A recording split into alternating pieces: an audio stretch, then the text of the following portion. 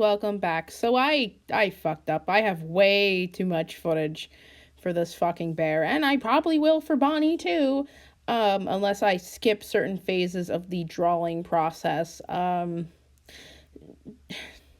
Great. I wanted to be more honest and show you more parts of my drawing process, and now I have a lot more footage than I did for Foxy. Great. Because I don't want to like torture you all with like the same stuff over and over again, but I just have such a big backlog.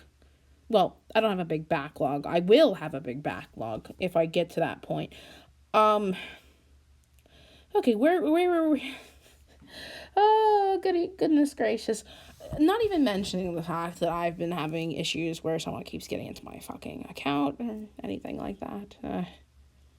And someone who I worked with previously on a different channel is currently being a jerk. Great. Great. And welcome back. So, where did we leave off last time? Yes, we were talking about Theodore and his sister Frankie. So we covered the basics of their character, of like their basic dynamic. Let's get a little bit deeper into the lore. Theodore and Frankie, as mentioned before, are more lower class and are very poor, so they often can't actually afford to eat at Freddy's or buy tokens, at least not legitimately, so they kind of rely on stealing coins and tokens from other kids. They also sneak in their own cups and will steal slices of pizza from unattended tables, as disgusting as that is. The idea is a little bit taken from real life, since I was raised in a major city. For some kids who get free lunch at school, the summer is absolutely brutal because they do end up missing a lot of meals because their families just can't afford it. So that kind of just leans into that. You know, I'm not just saying all poor people are stealing all the time. I'm just saying from experience this sort of happens. So this is a little bit of real world influence. Just like real life Chuck E. Cheese, they do the stamp system at Freddy's now, and they're not supposed to come in without adults, and their parents never take them to Freddy's. So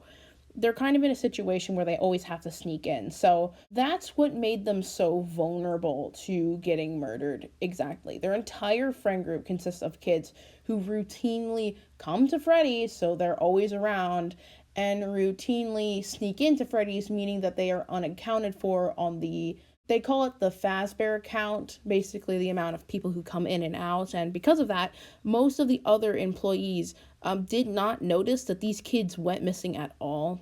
Or at least they wouldn't notice if these kids went missing at all, because these kids didn't even get nabbed during regular hours. That's right, major lore drop number 2 is that all of the murders occurred after hours, meaning when the pizzeria was closed, while the night guard should have been on shift. Should have been. So, admittedly, it was a little bit obvious because of the little short Foxy Go Go Go repeat story at the end of the Foxy stuff that this happened after hours, since it was literally made clear by the animatronics that it should have been closing and they should have been able to move around freely at that point. But there was a chance the kids were stuck there all day and were kidnapped earlier in the day. So what gives? How did the kids get in after hours anyways? Well, same way they normally sneak in during regular hours. But the trick question is, why did they come in after hours? Moving on to another spoiler. Now, I mentioned during the Foxy videos that Frankie was friends with the actual animatronic. So you're probably wondering, was Theodore friends with Freddy? The answer is no. In fact, he didn't really hate Freddy, but he didn't like Freddy either. He just chose Freddy because all of his friends have a close association to one of the animatronics. And he was kind of the odd man out where he wasn't super attached to any of them in particular. But he chose Freddy because, well, he considers himself a leader, and he didn't absolutely hate Freddy, but he also just hated that part of the Freddy Fazbear merchandise that everyone kind of wore for their little gang meant he had to wear a bear headband that kind of looks like one of those shitty Mickey Mouse ones, and it's because of his hatred of his nickname Teddy that really rubs him the wrong way about that. I'm not sure if it would ever come up in the story, but the reason why their name is Theodore and Francine is because the dad's kind of really into American history.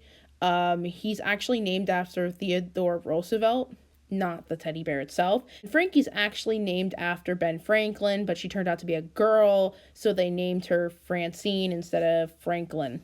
So that's just a fun fact about them. So, heading in a more depressing angle, let's talk about the official death order of these kids. Jesus, that sounds rough. But yeah, kind of biting the bullet. The first deaths happen on a Tuesday and consist of the Chica spirit and then the Bonnie spirit. I will tell you their names right now. Chica's spirit is named Crystal, and Bonnie's spirit is named Jeremy. Yes, his name is Jeremy, and there's so many Jeremys in the franchise, I know, but back then Jeremy was a fan name and not the official name of the victim. So it's just kind of a sad coincidence that, again, the victim who ends up inside of Bonnie is named Jeremy. Jeremy's cannot catch a break in this franchise.